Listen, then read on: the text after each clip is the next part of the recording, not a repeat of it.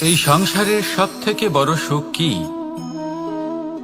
কেউ বলবেন নিজের লক্ষ্য প্রাপ্ত করা, কেউ বলবেন ধন উপার্জন করা, কেউ বলবেন নিদ্রাই সব থেকে বড় সুখ, কেউ বলবেন রাজ্য লাভ করা, আবার কেউ বলবেন মাতার হাত থেকে খাবার খাওয়া, আদি ইত্যাদি। কিন্তু যদি সত্যি কথা বলি, এই সংসারের সব থেকে বড় সুখ হল সেবা করা। কখনো কাউকে সেবা করে দেখুন। এই সেবা দ্বারা অন্য কোনো মানুষের আশীর্বাদ লাভ করাতেই সুখ রয়েছে। আপনার সেবা ভাব দ্বারা যখন কোনো মানুষ নিজের অন্তরাত্মা থেকে আপনাকে আশীর্বাদ করে, তার থেকে বড় সুখ আর কিছুই নেই। কারণ প্রত্যেক মানুষের মধ্যে ঈশ্বর বাস করেন। নরের সেবাই হল নারায়ণের সেবা। নিষ্কাম সেবা করাই হল সব থেকে বড় সুখ। তাই নিজের অন্তরে সেবার এই ভাব জাগ্রত করুন। যে সুখের কথা আমি বলছি, সেই সুখ অনুভব করেই দেখুন। এই মন সুপ্রসন্ন হয়ে বলবে, রাধা রাধা। মানুষের এই জীবন, মানুষ জন্ম নেয়, একটা নির্দিষ্ট সময়ের পরে এই সংসার ত্যাগ করে চলেও যায়। এবার শুধু এটাই আবশ্যক নয় যে এই জীবনকালকে আপনি যাপন করবেন, শুধু এটাই গুরুত্বপূর্ণ নয়। আবশ্যক এবং গুরুত্বপূর্ণ হলো এটা যে এই জীবনকালে আপনি এমন কিছু করেন যাতে এই সংসারের মঙ্গল হয়, যাতে এই সংসার আপনাকে মনে রাখে, আপনার থেকে প্রেরিত হয়, আপনার মতো হতে চায়, প্রত্যেক বছর আপনার জন্মতিথির অপেক্ষা করে, এমনভাবে আপনার জন্মদিন পালন করে যাতে সেটা মহোৎসবের আকার ধারণ করে। এবার এই জন্মদিন এমনি এমনি মহোৎসবে পরিণত হয় না। তখন হয় না যখন কোনো ব্যক্তি রাজার রূপে বা কোনো গোয়ালার রূপে জন্মগ্রহণ করে। তখন পরিণত হয় যখন একজন মানুষ জন্মগ্রহণের পরে এই সংসারকে কোনো শিক্ষা দিয়ে যান। কিভাবে একজন মানুষ গোয়ালা থেকে রাজা হতে পারে, কিভাবে একজন মানুষ অসত্য থেকে সত্যের পথে চলতে শুরু করেন, অধর্ম থেকে ধর্মের পথে চালিত হতে পারেন, কিভাবে অন্ধকার থেকে প্রকাশের দিকে যেতে পারেন, কিভাবে নিজের আত্মাকে পরমাত্মার সাথে মিলিত করতে পারেন। তা সে রামনবমী হোক বা জন্মাষ্টমী হোক, তাদের জীবনের সাথে জড়িত প্রত্যেক মুহূর্ত একটা পরবের আকার ধারণ করে। তাহলে আপনিও এইভাবে নিজের জীবন যাপন করতে থাকুন। এই সংসারে শুধু ভালোবাসা বিতরণ করুন, কিছুটা এমন ভাবে বিতরণ করুন যাতে আপনি এই সংসার থেকে চলে যাওয়ার পরেও এই সংসারে আপনি শুধুই ভালোবাসা বিতরণ করতে পারেন। যদি আপনি এরকম করেন, সংসারকে প্রেরণা দেন, তাহলে আপনার জীবনও রাধা কৃষ্ণের প্রেমের মতোই অলৌকিক এবং দৈব হয়ে উঠবে। আসুন আর আমার সাথে ভালোবেসে বলুন, রাধা রাধা। আপনি এটা শুনে থাকবেন যে ছোট্ট একটা বালক, সে ঈশ্বরের প্রতিরূপ হয়। কিন্তু এমন কেন বলা হয় তা কি আপনি কখনো ভেবে দেখেছেন? আমি আপনাকে বলছি। কোন একটা ছোট্ট বালককে দেখুন, সে কি করে? সকলকে সমান চোখে দেখে। ওর মনে না কোনো ছলনা রয়েছে, না কোনো কপটতা, না অহংকার রয়েছে, আর না কোনো বিষয় নিয়ে কোনো চিন্তা। সকলকে সে সমান চোখে দেখে আর নিজের মধ্যেই প্রসন্ন থাকে, সকল বিকার থেকে মুক্ত। এগুলোই তো সেই গুণ সেই বালকের মধ্যে, যা হলো ঈশ্বর স্বরূপ। এবার ভেবে দেখুন, যদি প্রত্যেকটা মানুষ এই ছোট বালকের মতো সেই সব গুণ নিজের মধ্যে জাগ্রত করে তোলে, তাহলে কি হবে? তারাও ঈশ্বর তুল্য হয়ে উঠবে। তাই আপনিও এটাই করুন, নিজের মনকে বিকার মুক্ত করুন সেই ছোট্ট বালকের মতো। মনের মধ্যে না কোনো চিন্তা রাখবেন, না মোহ, না ক্রোধ, না কোনো রকমের ছলনা বা কপটতা। সবাইকে সমান চোখে দেখুন আর নিজের মনেই প্রসন্ন থাকতে শিখুন। এই মন প্রেমময় হয়ে বলবে, রাধা রাধা। মানুষের জীবন বড়ই বিচিত্র হয়। যেই মুহূর্তে জন্ম নেয়, একটা প্রতিস্পর্ধায় প্রবেশ করতে থাকে। মানুষ জন্ম নেয় আর প্রতিস্পর্ধা শুরু হয়ে যায় ভাই এবং বোনের মধ্যে সর্বশ্রেষ্ঠ হবার, সবার থেকে এগিয়ে থাকার। তারপরে সে যায় গুরুকুলে। নিজের বন্ধুদের মধ্যে সর্বশ্রেষ্ঠ হওয়ার প্রতিস্পর্ধা শুরু হয়। এবার সেখান থেকে বাইরে বেরিয়ে সংসার জীবনে প্রবেশ করে ধন উপার্জনের প্রতিস্পর্ধা শুরু হয়। তা সে যুদ্ধই হোক বা কলা হোক, এই প্রতিস্পর্ধা কখনোই আমাদের পিছু ছাড়ে না। তাই যদি প্রতিস্পর্ধা করতেই হয়, তাহলে আমরা মানুষকে সাহায্য করার প্রতিস্পর্ধা কেন করব না?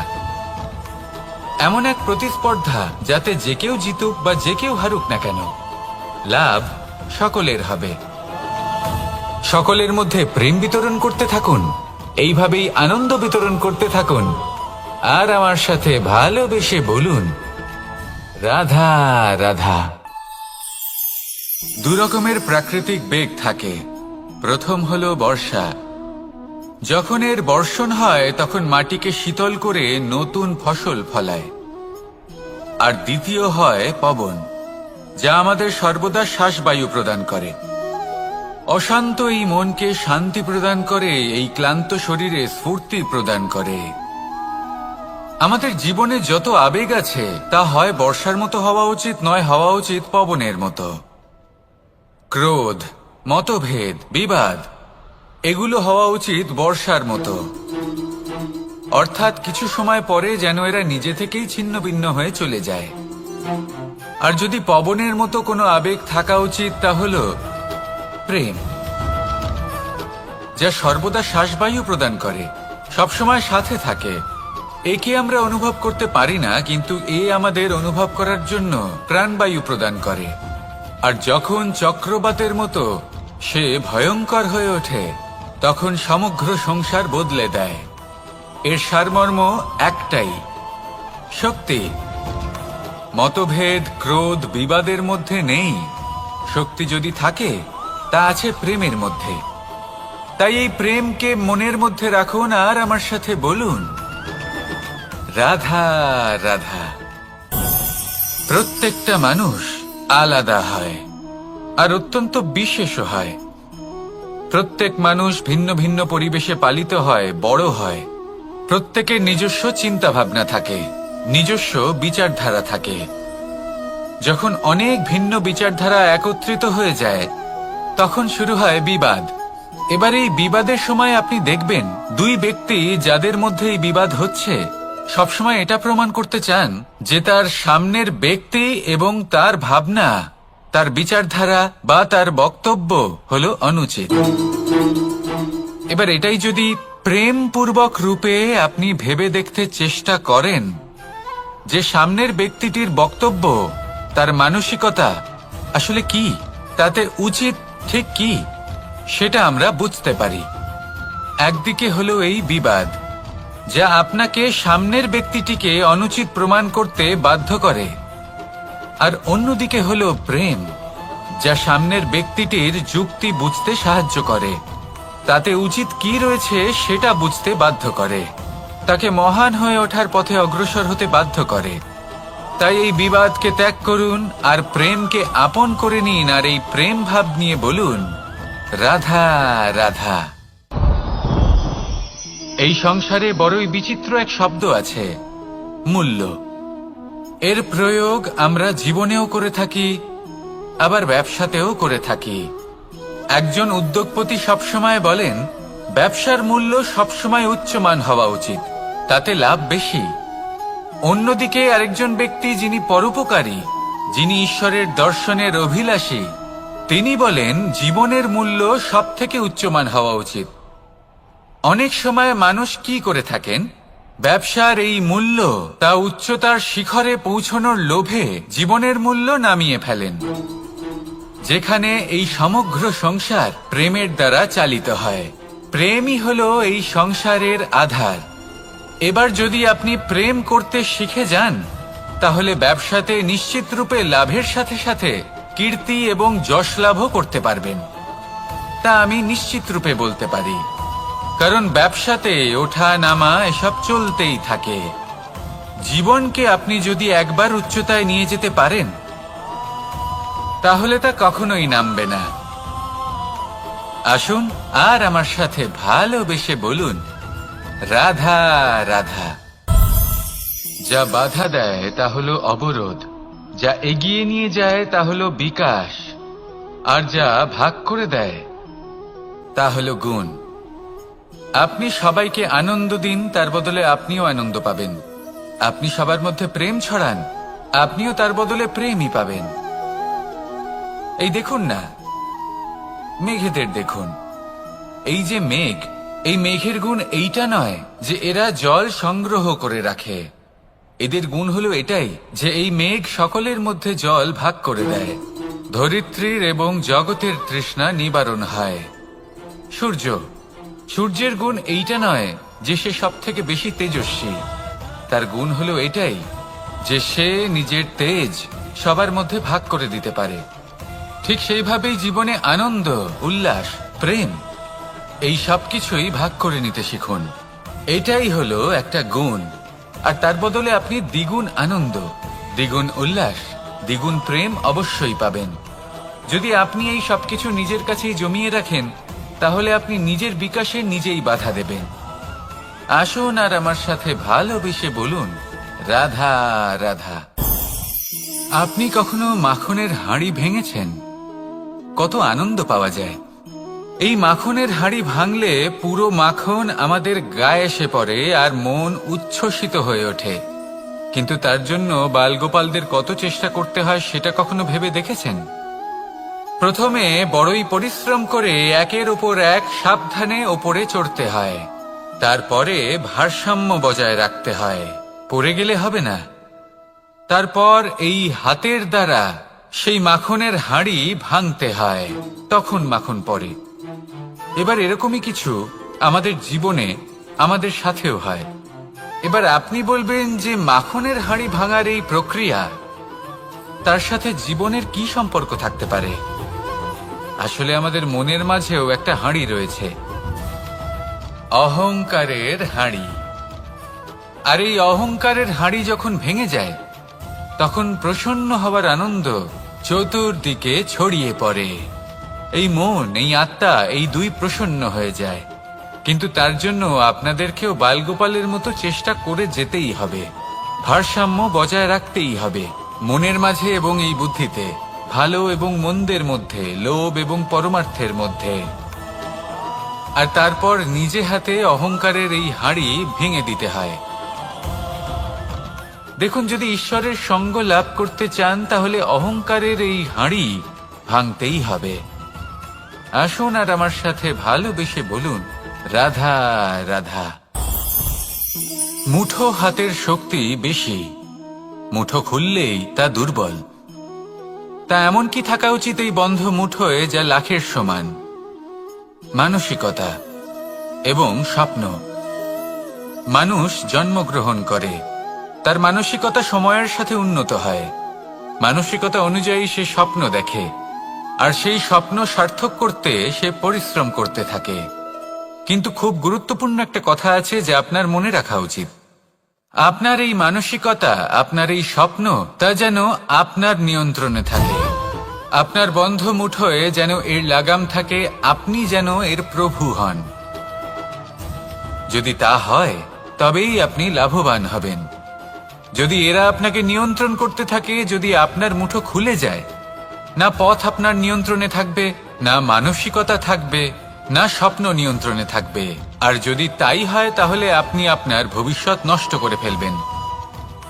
তাই নিয়ন্ত্রণ করতে শিখুন নিজের বিচার বুদ্ধি, নিজের মানসিকতা, নিজের স্বপ্নকে।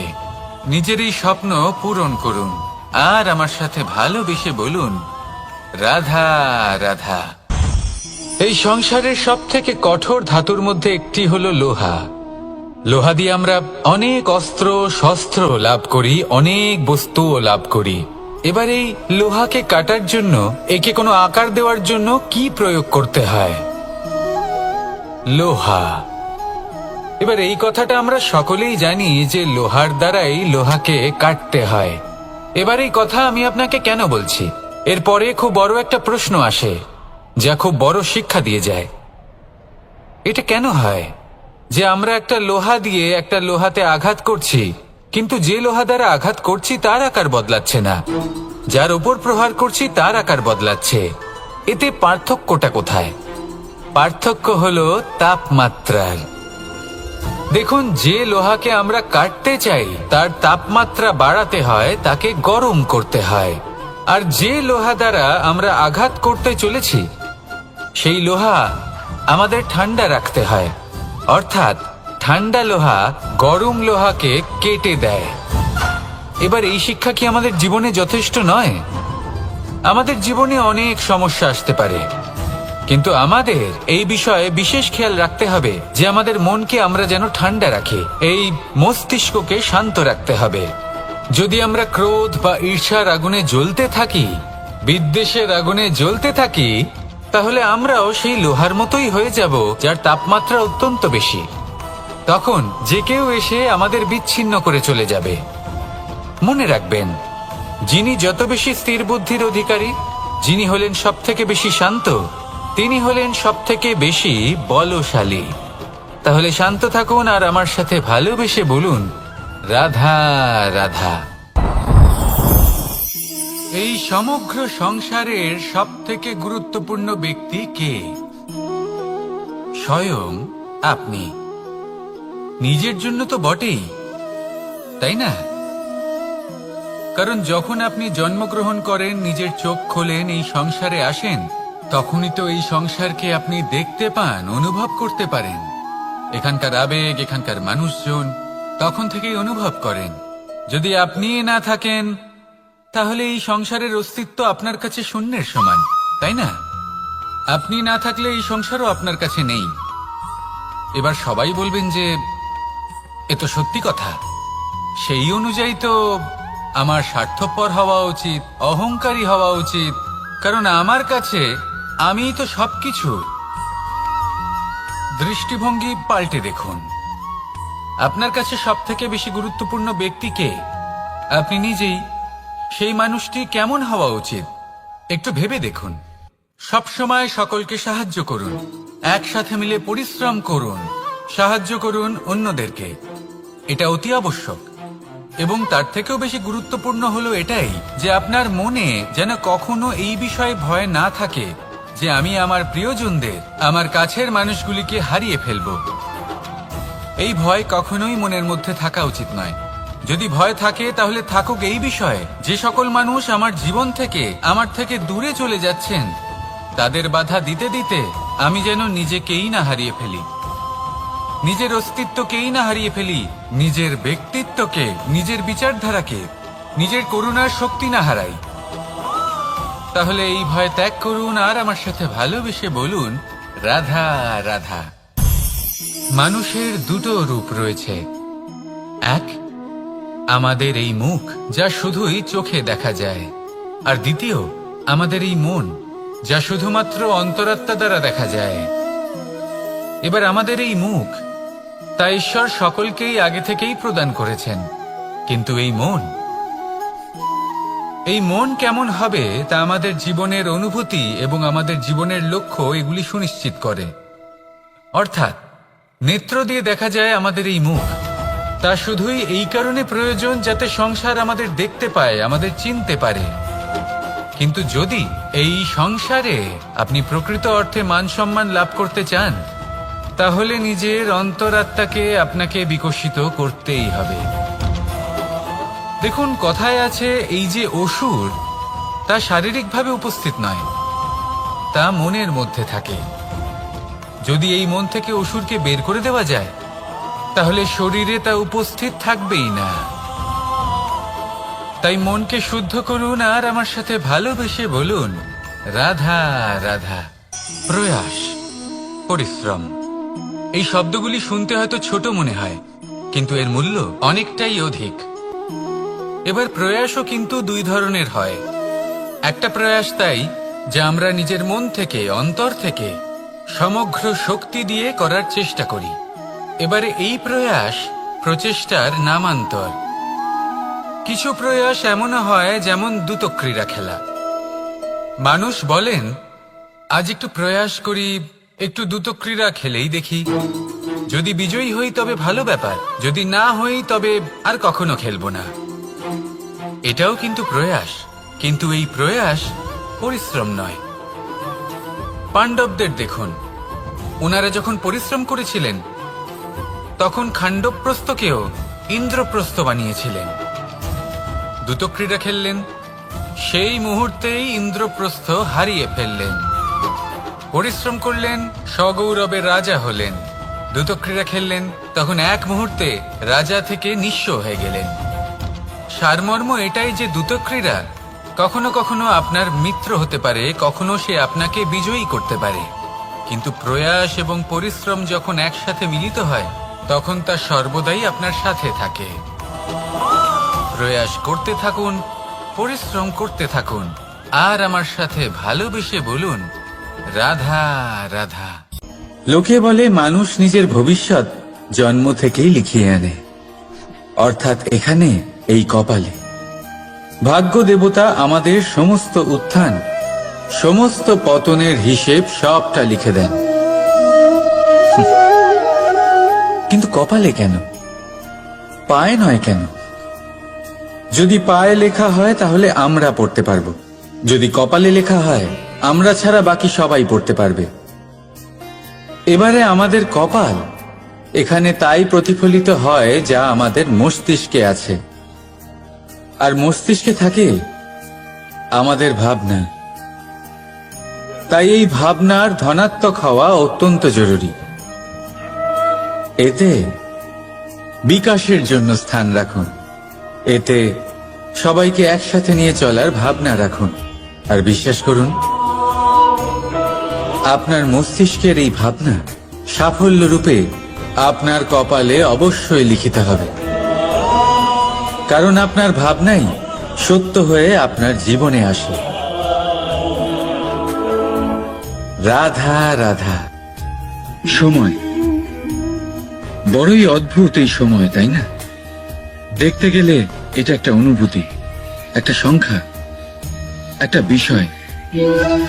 এবারে দেখুন না, সূর্যোদয় সকলের একসাথেই হয়, তাই তো?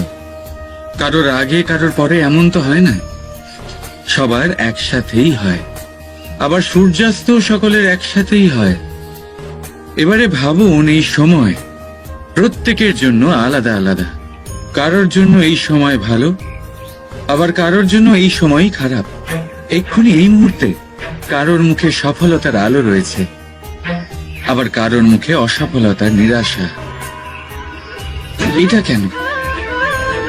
কেন এই সময় কারোর জন্য শ্রেষ্ঠ, আবার কেন তা কাউকে নিরাশ করে?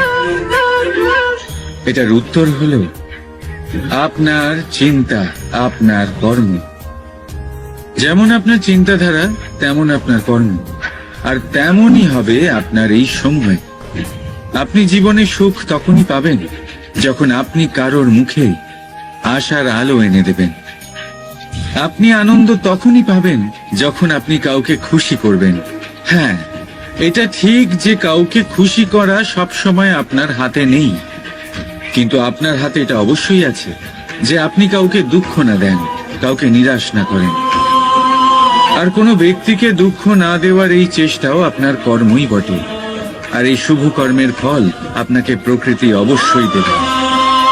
তাই মনে রাখবেন, ভালো সময় তারই আসে যে কখনো কারোর খারাপ চায় না। রাধা রাধা।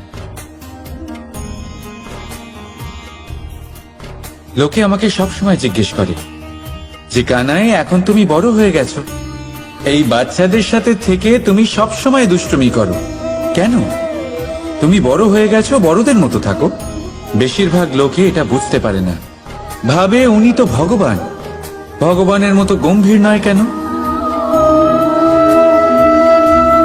এবারে আমি কি করে বোঝাবো সবাইকে যে আমার ভগবান হওয়ার পিছনে যে সবচেয়ে বড় রহস্য, তা হলো এই বাচ্চারাই। আমার শক্তি কোথা থেকে আসে? সমস্ত সমস্যার সমাধান করার শক্তি এই বাচ্চাদের থেকেই তো আসে। জীবনে বাঁচার শক্তি, সংসারকে প্রেম শেখাবার শক্তি এই বাচ্চাদের থেকেই আসে, কারণ বাচ্চাদের থেকে বড় কোনো ভগবান হয় না। এবারে দেখুন না, পুরাণ আর বেদের কোনো জ্ঞান নেই ওদের, কিন্তু খুব ভালোভাবেই জানে যে একজন উদাস ব্যক্তির মন কি করে ভোলানো যায়, কি করে তাকে আনন্দ দেওয়া যায়। আর এ এক বিশাল ব্যাপার। কোনো ন্যায়, কোনো নীতির জ্ঞান নেই ওদের, কোনো ভেদাভেদ করতে জানে না। কিন্তু এটা অবশ্যই জানে একজন একা অজানা ব্যক্তিকে নিজের দলের সদস্য কি করে বানাতে হয়, কি করে তাকে আপন করতে হয়। আর এ এক বড় ব্যাপার। এই বাচ্চাদের থেকে অনেক কিছু শেখার আছে। তাই আপনারাও নিজেদের জীবনে গম্ভীর হওয়ার চেষ্টা কখনোই করবেন না। আর যদি করেন তাহলে এই সংসার খুবই নীরস লাগবে আপনার। আপনিও বাচ্চাদের মতো নিষ্পাপ থাকুন আর নিজেকে আনন্দে রাখুন। লাভ আর ক্ষতির ঊর্ধ্বে গিয়ে সম্পর্ককে দেখুন। জ্ঞান অর্জন করার পরিবর্তে ভালোবেসে সম্পর্ক পালন করুন। আপনি নিজেই বুঝে যাবেন যে এই সংসার কতটা সুন্দর। রাধা রাধা। মানুষ জন্ম নেয়, আর জন্ম নিলেই তার জীবনযাত্রা শুরু হয়ে যায়। তারপর সে পরিশ্রম করে, লড়াই করে, আর সে তার ফল অবশ্যই পায়। সেই নিজের জীবনযাত্রা নিজেই সাজায়। তার জীবনে ভয় ততক্ষণ প্রবেশ করে না যতক্ষণ না সে জীবনে কিছু অর্জন করে।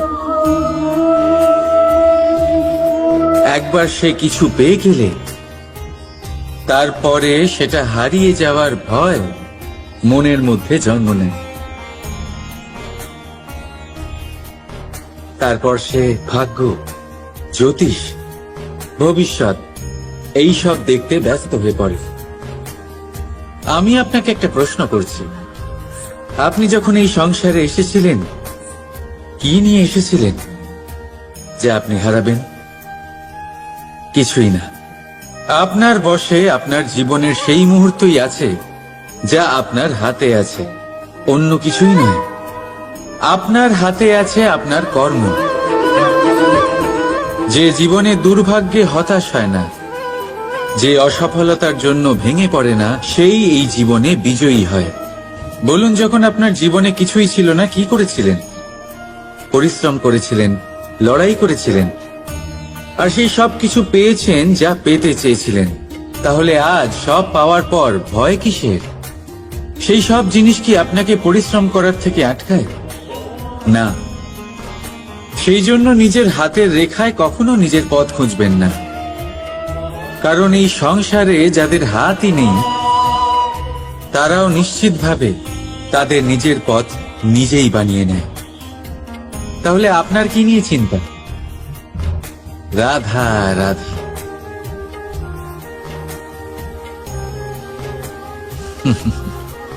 সময়, এই সময় না কোনো ব্যক্তি, না জীব, না বস্তু, তাও সময় জীবিত থাকে।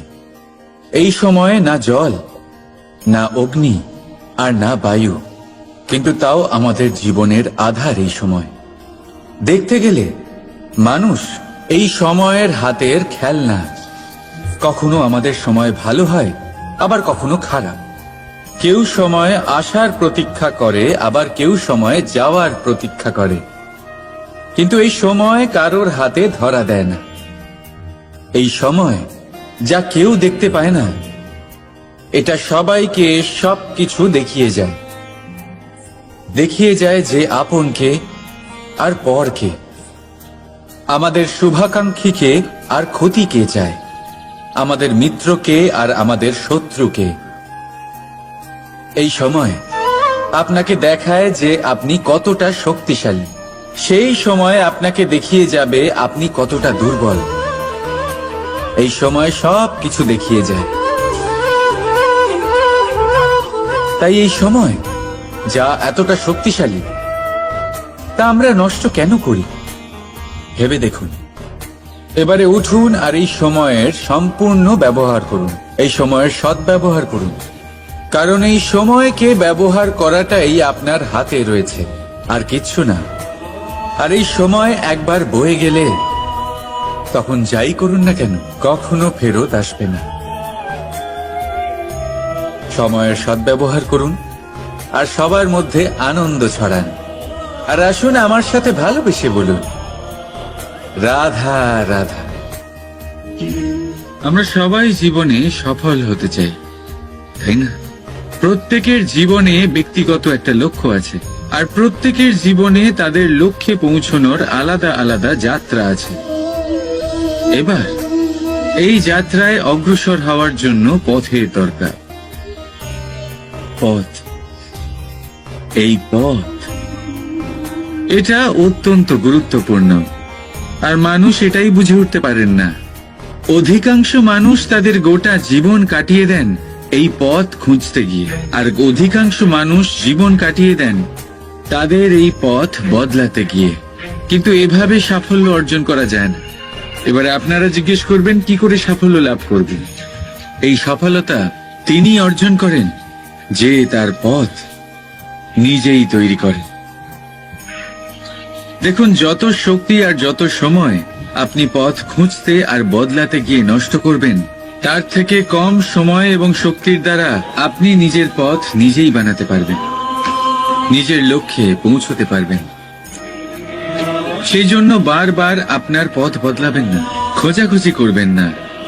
নিজের এই যাত্রায় নিজের পথ নিজেই তৈরি করুন, আর যত তাড়াতাড়ি সম্ভব নিজের লক্ষ্যে পৌঁছে যান। রাধা রাধা। আপনি ওই কথাটা নিশ্চয়ই শুনেছেন, যখন ভগবান একটা দরজা বন্ধ করেন তখন অন্যদিকে অনেক দরজা খুলে দেন। এবার এই দরজা, এই সমস্ত পথ আমরা দেখতে পাই না, অনেক সময় আমরা বুঝতে পারি না, হারিয়ে যায় সব। কখনো কখনো মনে হয় যে এই কথাটাই মিথ্যে, কিন্তু আসলে তা তো নয়। তাহলে হারিয়ে যায় কেন?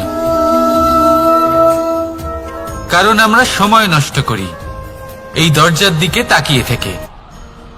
ভাবি এই বুঝি দরজা খুলবে, এবার দরজা খুলবে। অপেক্ষা করতে করতে আমরা অনেক সময় নষ্ট করে ফেলি।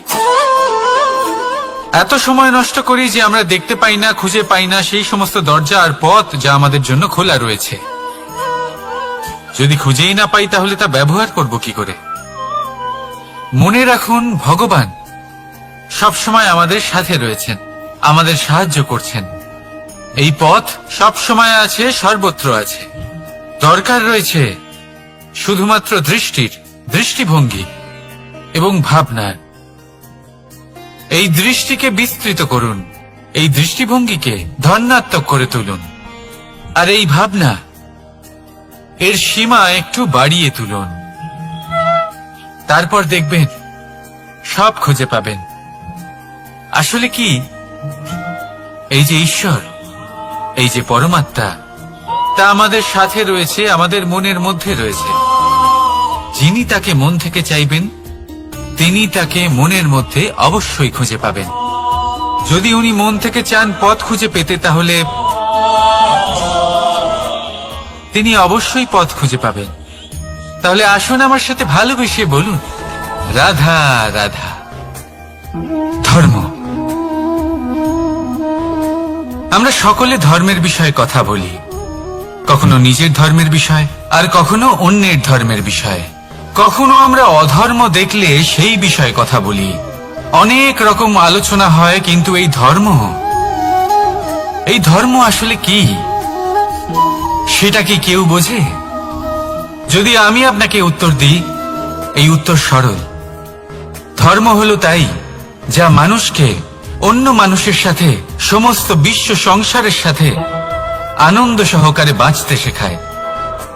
সেই জন্য আপনি যদি কখনো কোনো ধর্মীয় স্থানে যান, সেই ধর্মীয় স্থানে গিয়ে আপনার শান্তির অনুভূতি হয়, তাই না? কিন্তু দেখুন, ধর্মের জ্ঞান থাকলেই সেই মানুষ ধর্মের পথে চলতে পারবে এমন কোনো কথা নেই। অনেক সময় সম্পর্কে যখন সংঘর্ষ বেড়ে যায়, তখন ইচ্ছের জন্ম হয়, ক্রোধের জন্ম হয়, অহংকারের জন্ম হয়, আর তারপর বিনাশ হয়ে যায় এই ধর্মের। সেই জন্য দ্বিতীয় সবথেকে গুরুত্বপূর্ণ গুণ যা আমার সারথীর মধ্যে থাকা উচিত, তা হলো ধর্মবীর হওয়া।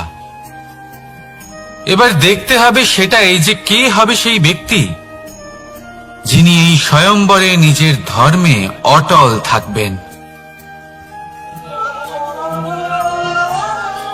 কারণ সেই ব্যক্তি এই সংসার থেকে সরে এসে ধর্মের পুনঃস্থাপনের এই মহাকার্যে আমার সারথি হতে পারবেন।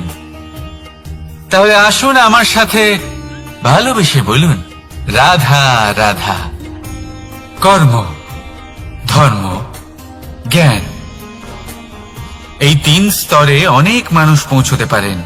অনেকে এই পরীক্ষা দিয়ে তাতে উত্তীর্ণ হয়ে যেতে পারেন, কিন্তু শিখরে পৌঁছে শাসন তিনিই করতে পারেন যার কাছে এই চতুর্থ গুণটিও থাকে, সমর্পণ। অত্যন্ত গুরুত্বপূর্ণ একটা গুণ এটা। এই সমর্পণ আসলে অত্যন্ত গুরুত্বপূর্ণ। পূর্ণ সমর্পণ দরকার নিজের লক্ষ্যের প্রতি, সমর্পণ নিজের কর্তব্যের প্রতি, সমর্পণ নিজের আত্মার থেকে নির্গত স্বরের প্রতি, সমর্পণ নিজের রথির প্রতি, অর্থাৎ আমার প্রতি। এবার এই পরীক্ষায় অত্যন্ত কঠিন এক বাঁক আসতে চলেছে, যেখানে সারথীকে সমর্পণের নিরিখে পরীক্ষা করা হবে, আর তাতে উত্তীর্ণ হওয়ার পরেই তার হাতে ধর্ম স্থাপনের রথের রাশ তুলে দেওয়া হবে। দেখা যাক কি হয়। ততক্ষণ আপনি প্রসন্ন থাকুন আর আমার সাথে ভালোবেসে বলুন, রাধা রাধা। যখন একজন ভক্ত এবং তার ভগবান এক আকার ধারণ করেন, যখন একজন ভক্ত নিজের ভগবানের প্রতি, নিজের জীবনের লক্ষ্যের প্রতি সম্পূর্ণরূপে সমর্পিত হয়ে যান, তখন জন্মগ্রহণ করে ভক্তি। আর তখন সংসারের সমস্ত আশা তিনি ত্যাগ করতে পারেন। সমস্ত আশা শেষ হতে পারে, কিন্তু মানুষের সঙ্গ ভক্তি কখনো ত্যাগ করে না। যখন ভক্ত ও ভগবান এক আকার ধারণ করেন, এক হয়ে যান, তখন রথী এবং সারথীর মধ্যে কোনো পার্থক্য থাকে না। তারাও এক হয়ে যান। একটাই ব্যক্তিত্ব, একটাই অস্তিত্ব। আর সেই জন্যই কখনো কখনো রথীর আদেশ ছাড়াই সারথী রথ চালিয়ে দেন, আবার কখনো সারথীর পরামর্শ ছাড়াই রথী আক্রমণ করে ফেলেন। এ তো শুধুমাত্র আরো একটা গুণ সেই সারথীর মধ্যে, যিনি ধর্ম স্থাপনার মহান কাজে আমার সারথী হতে চলেছেন। তাহলে আসুন আমার সাথে ভালোবেসে বলুন, রাধা রাধা। ভাগ করে নেওয়া বা বন্টন করা প্রত্যেক মানুষের জীবনে অবশ্যই হয়ে থাকে, আর অনেক সময় এটা জীবনে অতি আবশ্যক হয়ে পড়ে। কিন্তু ভাগ করার মনোকামনা তার থেকেও বেশি গুরুত্বপূর্ণ হলো যে কোন ঘটনার আধারে এই বাটোয়ারা হলো। অনেক সময় এই বাটোয়ারা হলো শান্তির প্রতীক, আবার অনেক সময় এই বাটোয়ারা বিপ্লব ঘটাতে পারে, এমন এক বিপ্লব যা মহাযুদ্ধ ঘটিয়ে দিতে পারে। দেখুন, বাটোয়ারা সম্পত্তির হোক বা হোক ভিক্ষার, শিক্ষা কিন্তু একটাই। জীবনে অনেক সময় বাটোয়ারা দরকার হতে পারে, কিন্তু যতদূর সম্ভব তা এড়িয়ে চলুন, একসাথে মিলে এগিয়ে চলুন। কারণ দেখুন, এই যে বাটোয়ারা ভাগ করে দেয়, আর সেখানেই একতা আপনাকে অগ্রসর করে।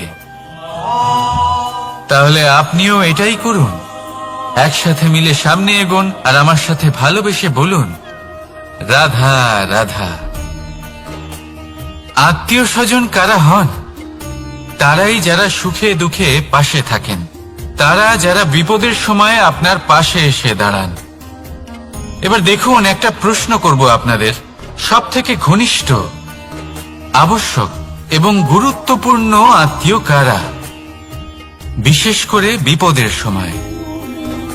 কেউ বলবেন মাতা, কেউ বলবেন পিতা, কেউ বলবেন ভাই বোন, ইত্যাদি ইত্যাদি।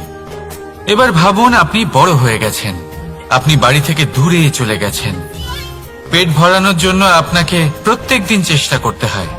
এমন সময় যদি আপনার জীবনে বিপদ এসে পড়ে, তাহলে কখন আপনার খবর ওনাদের কাছে পৌঁছবে? কতক্ষণে ওনারা সাহায্য করতে আসতে পারবেন? এরকম এক সময় সব থেকে গুরুত্বপূর্ণ আত্মীয় হন আপনার প্রতিবেশী, কারণ তারাই সেই মুহূর্তে আপনার সব থেকে কাছে। আপনি কখনো পরীক্ষা করে দেখবেন, আপনার তার সাথে লক্ষ্য মতভেদ থাকলেও প্রতিবেশীকে কষ্টের মধ্যে দেখে সবার আগে সাহায্য করতে তারাই এগিয়ে আসেন। তাই প্রতিবেশীর সাথে সম্পর্ক ভালো রাখুন, শুধুমাত্র স্বার্থের জন্য নয়। এটা হলো শান্তিরও আধার। যদি এই সম্পর্ক ভালো থাকে তাহলে না কথায় কথায় বিবাদ হবে, না মতান্তর। আর এই সুখী সম্পর্কের ছায়ায় মন প্রসন্ন হয়ে বলবে, রাধা রাধা। কখনো ভেবে দেখেছেন মানুষকেই এই সংসারে সর্বশ্রেষ্ঠ প্রাণী কেন বলা হয়? অন্য কোনো প্রাণীকে কেন নয়? শুধু কি এই জন্যই আমরা চিন্তা করতে পারি, আমাদের কাছে তীক্ষ্ণ বুদ্ধি রয়েছে, কোনো কিছু আবিষ্কার করতে পারি, সেই কারণেই? তা তো অন্য কোনো প্রাণীর কাছেও থাকতে পারে। এমন কিছু পশুও রয়েছে যাদের কাছে তীক্ষ্ণ বুদ্ধি আছে। তাহলে মানুষ কেন? কারণ মানুষের কাছে এমন কিছু রয়েছে যা অন্য প্রাণীর কাছে নেই। মানবতা। মানবতা, যা সর্বপ্রথম এগিয়ে যেতে চাইলেও যদি পথে কেউ ধাক্কা খেয়ে পড়ে যায় তাকে আগলে রাখতেও জানে। মনে রাখবেন, আপনার সব থেকে বড় পরিচয় আপনার নাম, আপনার সম্পত্তি বা আপনার ধর্ম নয়। আপনার সব থেকে বড় পরিচয় হল আপনার মানবতা। তাহলে সময় এলে পরে নিজের মানবতার পরিচয় দিন। অন্য মানুষকে সাহায্য করুন, অন্য প্রাণীকে সাহায্য করুন। একা একা পথ চলা হলো পশুদের প্রবৃত্তি। মানুষ হলেন তিনি যিনি অন্যের জন্য প্রাণও দিতে পারেন। মানুষ হলেন তিনি যিনি অন্য মানুষের প্রাণ বাঁচান। সেই মানবতাকে জাগিয়ে তুলুন আর এই জীবন বাঁচতে শুরু করুন। আর হ্যাঁ, আমার সাথে ভালোবেসে বলুন, রাধা রাধা। এই সংসারে মাতা পিতা তার সন্তানকে সব থেকে বড় উপহার কি দিতে পারে? বৈভব, সুযোগ সুবিধা, বাড়ি, নাকি আশেপাশের পরিবেশ? এই সংসারে মাতা পিতা তার সন্তানকে সব থেকে বড় উপহার শিক্ষা দিতে পারেন, কিন্তু তার জন্য সময়ের প্রয়োজন হয়। এবার এই সময় অত্যন্ত অদ্ভুত। সময়ের ধারণা সবার রয়েছে। কখনো কখনো কিছু কঠিন সময় বরদানের মতো আমাদের সম্মুখে আসে। এরকম কোন সমস্যার কথা যদি আমি বলি, যেমন যুদ্ধ, মহামারী, মহা অসুখ, এরকম সময় আমাদের কাছে যথেষ্ট সময় থাকে। এই সময় আমরা চিন্তা করি, ভয়ভীত হই, কে জানে কত সম্পত্তির ক্ষয়ক্ষতি হবে। এবার এই সময় কিভাবে কাটিয়ে ওঠা যায়? অশুভ চিন্তা তার মনের মধ্যে বাসা বাঁধে। সে বুঝতে পারে না সে কি করবে। আমি বলবো, চিন্তা ত্যাগ করুন, এই ভয়কে ত্যাগ করুন। আর মনে রাখুন একটা গুরুত্বপূর্ণ কথা, যে ঈশ্বর আপনাকে বরদান দিয়েছেন যাতে আপনি নিজের কর্তব্য পূর্ণ করতে পারেন। কর্তব্য, নিজের পরিবারকে সময় দেওয়া, নিজের সন্তানকে শিক্ষা দেওয়া। তাদের সাথে বসুন, কথাবার্তা বলুন, আলোচনা করুন। কিছু কথা তারা বলবে, কিছু আপনি বলবেন, কিছু আপনি শিখবেন, কিছু তারা শিখবে। তাদের সাথে খেলা করুন, তাদের সাথে পূর্বপুরুষের গল্প করুন। এইসব করলে তাতে না শুধু তাদের ভবিষ্যৎ উজ্জ্বল হবে, বরং আপনিও সন্তুষ্টি পাবেন। ভয়ভীত হবেন না। আজ বর্তমানে আপনি কি করতে পারেন যাতে আপনার বর্তমান সঠিক হবে এবং ভবিষ্যৎ উজ্জ্বল হবে, তাতে একাগ্র হন। সবকিছু শুভ হবে। রাধা রাধা। দাদা আমাকে সব সময় জিজ্ঞাসা করেন যে, কানাই, তোমার এই মুখের হাসি, তোমার মুখে সব সময় কেন থাকে, কিভাবে থাকে? সামনে শত্রুপক্ষকে দেখেও ধৈর্য হারাও না। কেউ তোমার নিন্দে করলেও তার সাথে ঝগড়া করো না। কেউ তোমার বিষয় খারাপ ভাবলেও তাকে ঘৃণা করো না। কিভাবে আর কেন করো? আপনার মনেও নিশ্চয়ই এই প্রশ্ন আসে। এবারে বলি, এর উত্তর অত্যন্ত সরল। কখনো দেখেছেন গরু আর তার বাচ্চাকে? কিভাবে সে তার মায়ের দুগ্ধ পান করে? সুখে থাকে কারণ ও জানে যে যে ওর মা এই দুগ্ধরূপী অমৃত ওকে খাওয়াতেই থাকবে। ও জানে যে এই সময় শুধু ওর জন্য, যাতে ও নিজের মায়ের এই দুগ্ধরূপী প্রসাদ গ্রহণ করতে পারে, আর সেই জন্য ও সুখে থাকে। সেইভাবেই এই জীবন হলো ভালোবাসা। এতই ছোট হলো এই জীবন যে ভালোবাসার জন্য কম পড়ে যায়। ঘৃণা করে কেন সময় নষ্ট করব? আমি এটাই করি, আপনিও এটাই করুন। ভালোবাসুন, সবার মধ্যে ভালোবাসা ছড়ান, আর এই ভালোবাসার সাথেই বলুন রাধা রাধা। পরীক্ষা এমন একটা শব্দ যেটা শুনে সংসারের বেশিরভাগ মানুষই ভয়ভীত হয়ে পড়েন। কারণটা কি? অসফলতার ভয়। পরীক্ষা এই শব্দের যদি আমি অন্য দিকটা দেখাই, তার তাৎপর্য এই নয় যে আপনার দুর্বলতা সবার সামনে তুলে ধরবে। এটা তো হলো সেই যুক্তি যা আপনার বল, সাহস, শক্তিগুলি সবার সম্মুখে তুলে ধরবে। আগে হ্যাঁ, এটাই হলো সেই যুক্তি। আপনি নিজেই কখনো দেখবেন পরীক্ষার সময় আপনার অন্তরের অনেক গুণ বাইরে বেরিয়ে আসে। এমন কোন শক্তির উদ্ভব হয় যার বিষয়ে আপনি নিজেও জানতেন না, ঠিক কিনা? তাই এই পরীক্ষাকে কখনো ভয় পাবেন না। বিশ্বাসের সাথে নির্ভীক হয়ে এটার সম্মুখীন হন।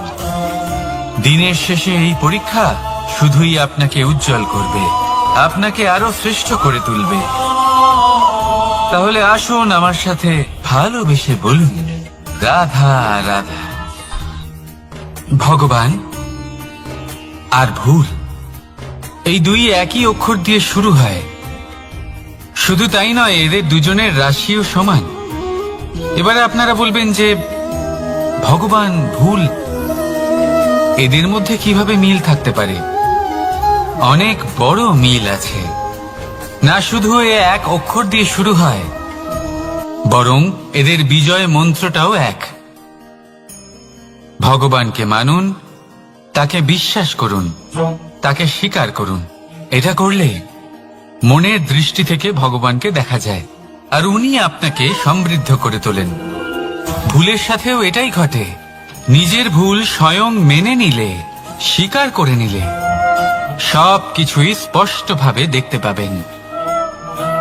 যেদিন থেকে আপনি নিজের ভুল মেনে নিতে শিখবেন, সেদিন থেকে সেই ভুল শোধরানোর প্রক্রিয়াও শুরু হয়ে যাবে। আপনি বুঝে যাবেন নিজের ভুল কিভাবে শোধরাতে হয়। তাই মনে রাখবেন, নিজেকে শ্রেষ্ঠ করে তোলার জন্য নিজের ভুল স্বীকার করা অত্যন্ত প্রয়োজনীয়।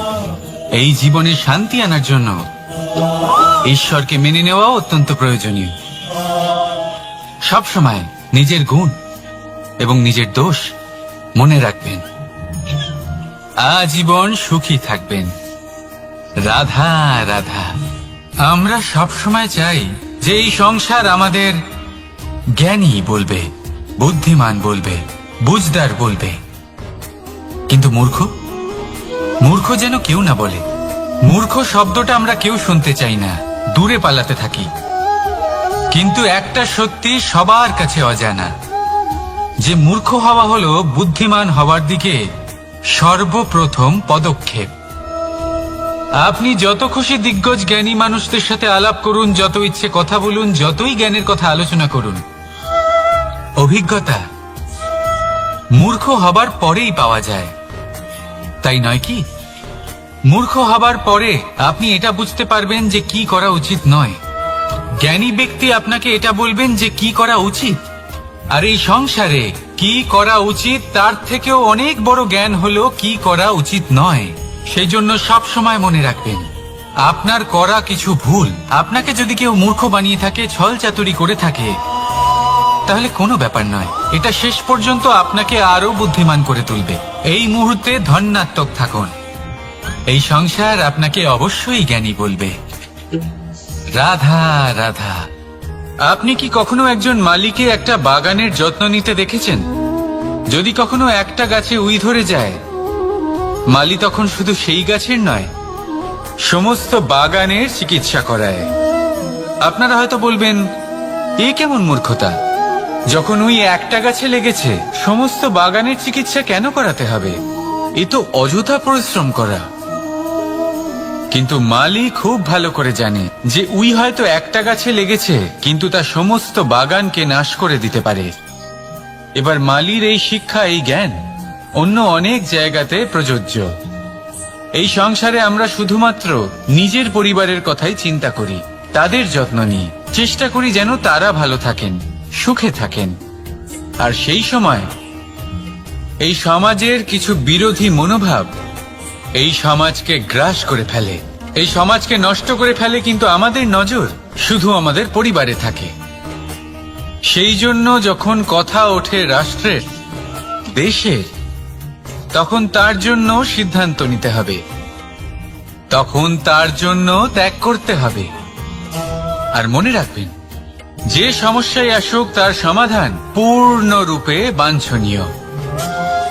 এই সংসারে প্রত্যেক ব্যক্তি যদি নিজের পরিবারেরও খেয়াল রাখেন এবং সমাজেরও খেয়াল রাখেন এবং সঠিকভাবে এই দেশেরও খেয়াল রাখেন, তবেই এই দেশ সম্পন্ন হতে পারবে। তাহলে আপনিও সেই প্রয়াস করুন আর আমার সাথে ভালোবেসে বলুন, রাধা রাধা। কথায় বলা হয়, জীবনে ভালোবাসাই হলো সুখের মূল। এটা সত্য। এবার প্রশ্ন হলো এটাই যে এই ভালোবাসা কার সাথে করা উচিত? যদি আপনি কিছুক্ষণের জন্য সুখ পেতে চান, তাহলে ভালোবাসুন নিজের রুচি মতো। যদি আপনি কিছুদিনের জন্য সুখ পেতে চান, ভালোবাসুন নিজের বন্ধুদের।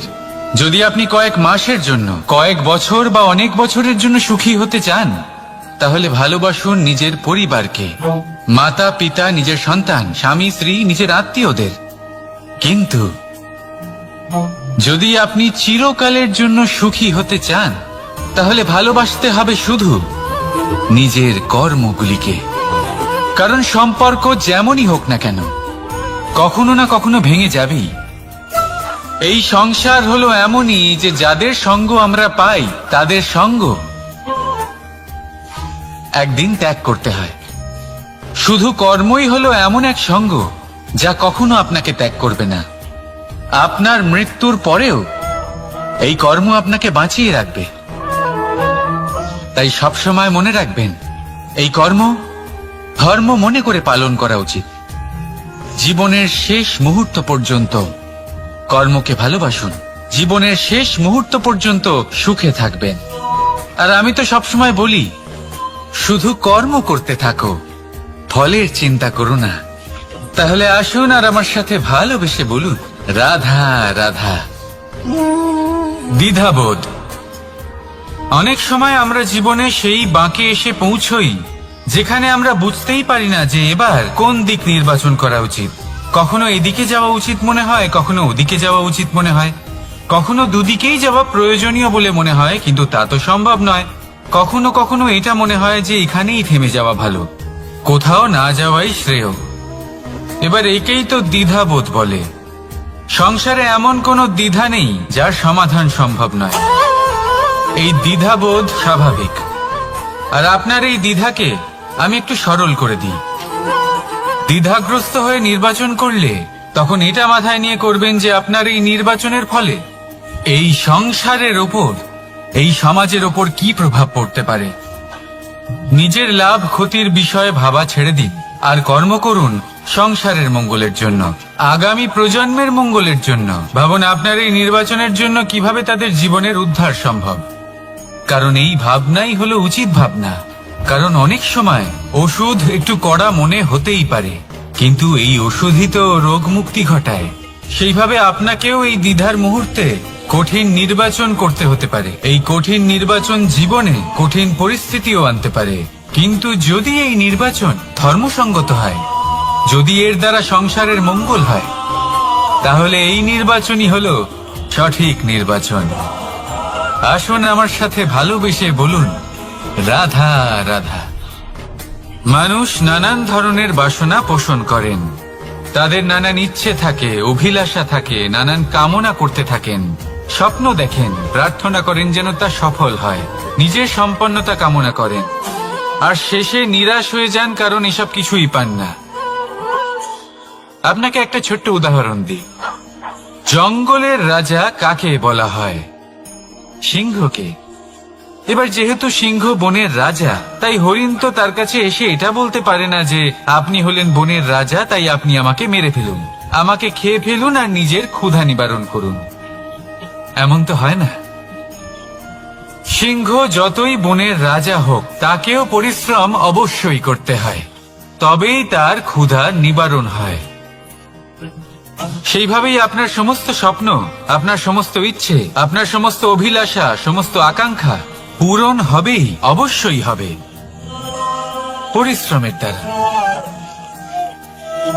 শুধু ভাবলেই হবে না। তাহলে আপনিও জীবনে পরিশ্রম করুন, নিজের সমস্ত স্বপ্ন পূরণ করুন, আর আমার সাথে ভালোবেসে বলুন, রাধা রাধা। আপনি কি কখনো কোনো উঁচু পর্বতের শিখরে পৌঁছতে পেরেছেন? যদি পৌঁছে থাকেন বা যদি আপনি কোনো উঁচু পর্বতের শিখরে যান, তাহলে ভালো করে দেখবেন, আপনি যত উঁচুতে অগ্রসর হতে থাকবেন, আস্তে আস্তে সমস্ত বনস্পতি বিলুপ্ত হতে থাকে। তারপরে সমস্ত গাছপালা, পশু পাখি সব বিলুপ্ত হতে থাকে।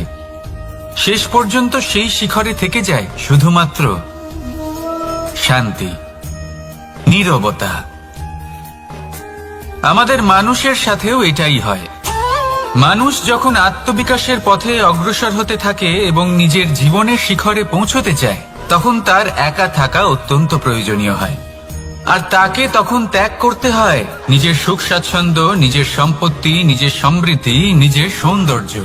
দেখুন, জীবনের শিখরে পৌঁছনো একেবারেই সহজ কাজ নয়।